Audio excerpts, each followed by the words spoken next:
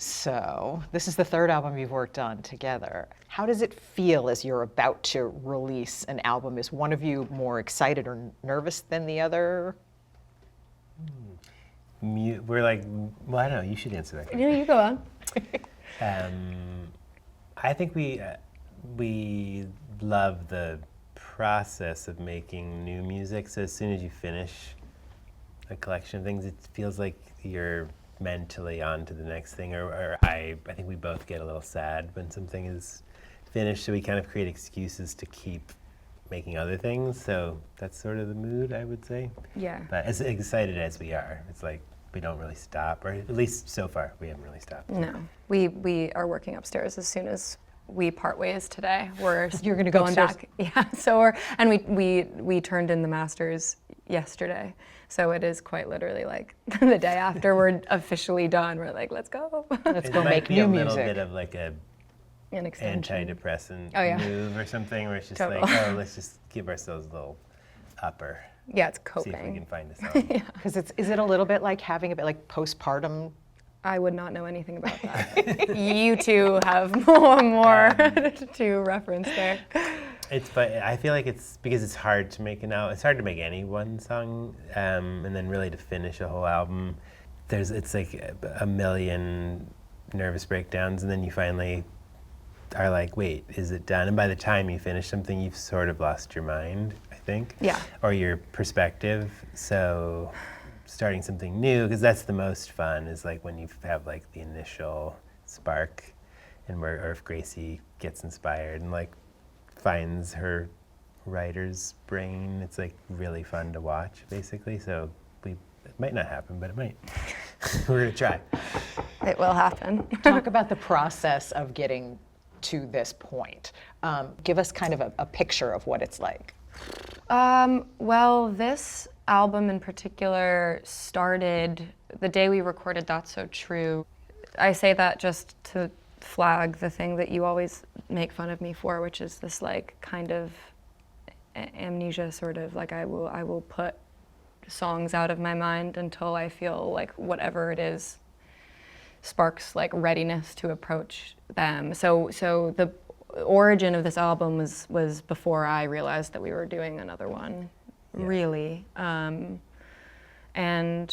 I don't know, I feel like with this album, I didn't feel like I had anything to say yet, because I feel like, to me, stories feel like they come when you've had time to sort of live life. And for me, it was such a extraordinary adventure to be on the road, be on tour, but I felt like there was something kind of hamster wheel-esque about that I felt I had yet to sort of, I don't know, get outside it, and therefore I wasn't really like, there's a white knuckling, I think, that happens when you're pushing through tour in order to feel like your energy levels stay where they need to in order to be a good crew member and also performer, and to give the audience everything. And anyway, it didn't hit me till we got together in the studio to kind of explore what might be there, that I then realized as a result of Aaron's playing, which always triggers something in me, that there was a lot that I was actively not looking at internally. And I don't know if that's what you mean by like painful, sort of, but to me, like I do think it can feel like initially exposing, but our, collaboration and the environment that is a studio that Aaron is kind of at the helm of, it allows me to let everything sort of spill out. So anyway, long-winded way to say that the album came together for me kind of unexpectedly. But then I felt like maybe our second or third gathering was when all the cogs started turning. I don't know. Yeah, I feel like a great thing about Gracie is that you're not someone who, you don't, like, you can make the most brilliant song and then not listen to it for months. Like, we'll make something and I'll be obsessed with it and listen to it driving around like too fast every day for the next few months, and she's not listening to it. I don't know if it's you're avoiding it or it's just not how you operate. You don't like to like celebrate or something until something really feels like it's in focus with everything else. So making a record is a little bit circuitous. because some part of my job is to be like, Master "Hey." manipulator. Like, hey, that thing you did like 4 months ago, it's kind of genius. And you're like, what? Give me an example. Is this okay? Yeah, please. This is my dream. There's a lot. Well, so there's a song called "Look at My Life" that was one of the first ones that we wrote, and it's really intoxicating and fun, especially if you like listen to it extremely loud, which I do. And but it was in the moment, in like the crux of, I don't know if we'll ever make a good song again type feeling that we both had, just because you do. Sometimes it's like, no matter how many songs you've made, you're like, I don't know. It's over. Like words, chords, melodies, who knows? You really still have that feeling? Yeah. I don't know. Yeah.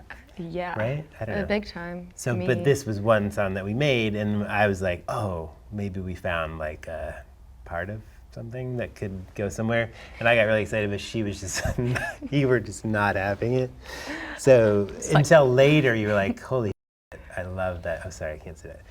Holy moly, I love that song.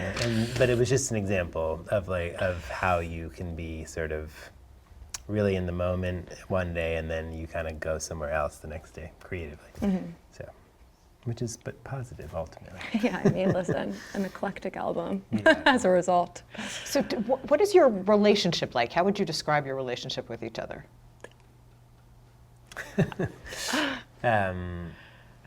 That's a good question.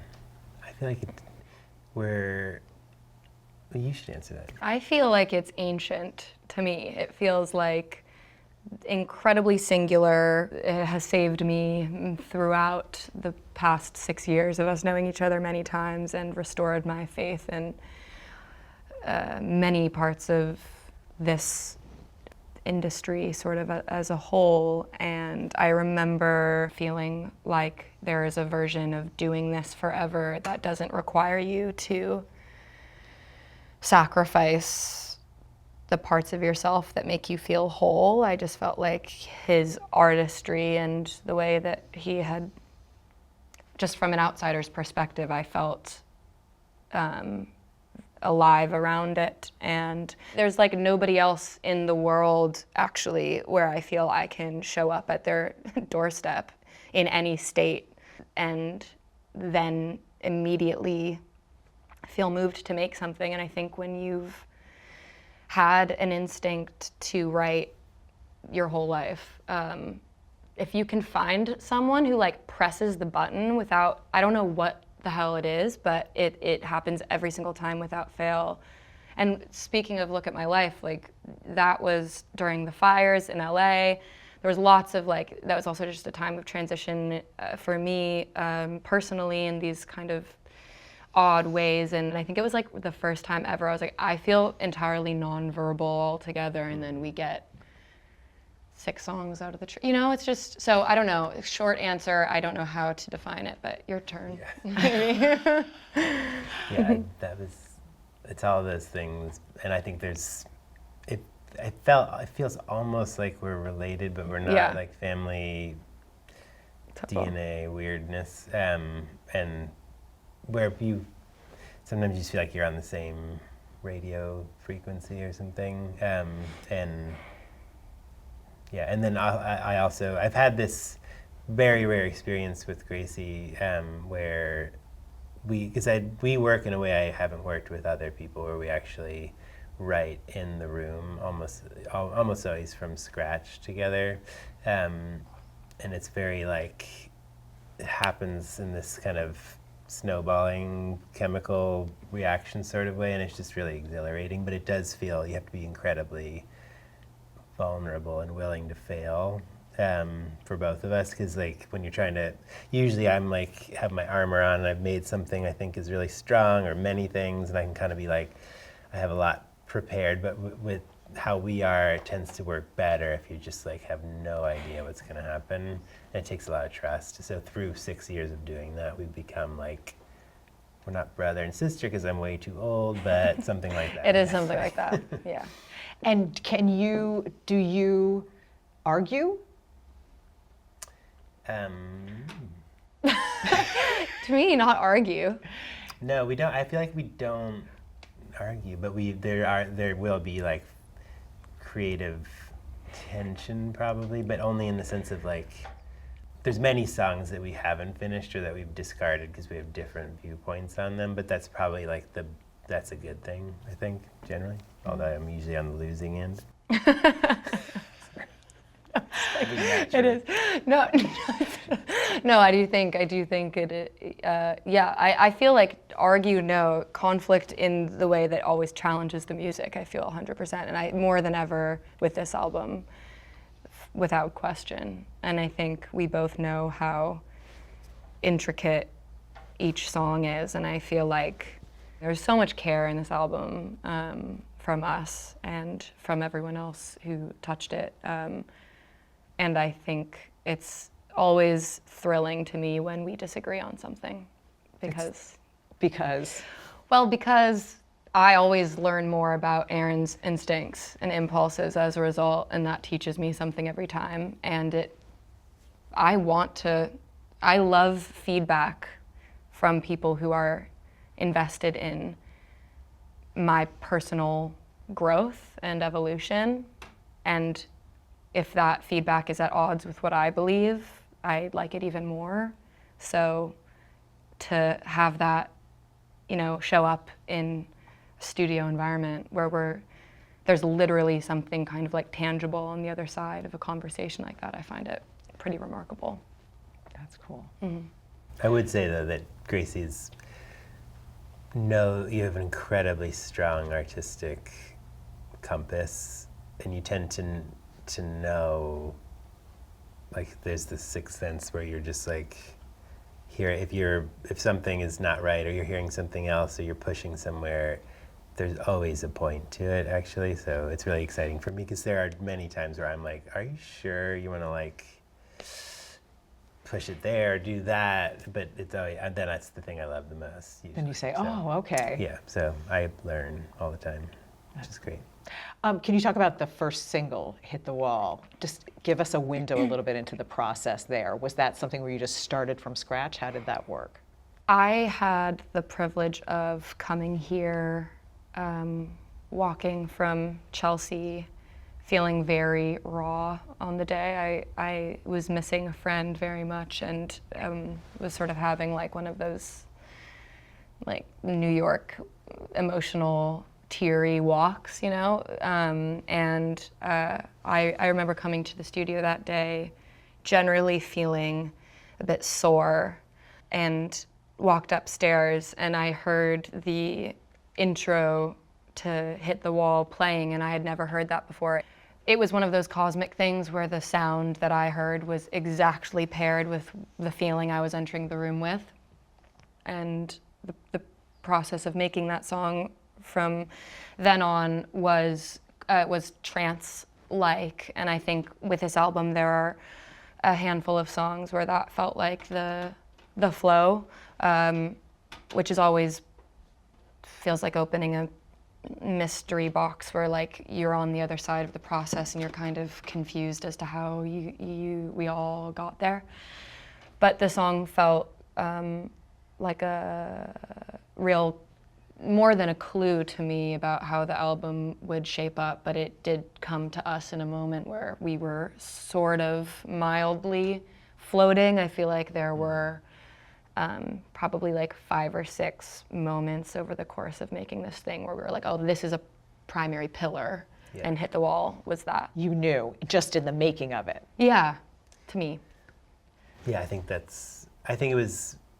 you were in an emotional place in your life, and we were also, and still on tour, really, and with all the exhaustion and dislocation and kind of like disassociation that is required to be like running on fumes around the world, playing in front of thousands of people every night. So it was people that tour, what that is. Like eventually you just hit the wall of like exhaustion and where you are in your personal life and things. And I think creatively we were also unsure what we were doing. We were just still getting together because we like getting together and hanging out and seeing what happens, but we weren't sure if there was an album or what the album was. And I think that was starting to weigh on us psychologically. And I know I was emotional at the prospect of like, well, maybe we aren't going to make a record because we have all these different things and they seem unconnected, or they seem, and so I'd come in early just to search, which I do sometimes, and hit the wall. Like, it just kind of started to happen, and Gracie walked in on me making it, and then her mind, she just started writing, and I think both lyrically and musically it was this huge breakthrough, and it also connected a lot of other things. So it became this formative moment for us. Is that often how it happens, that you'll hear something that Aaron is tinkering with and the words just start flowing out? 99% of the time.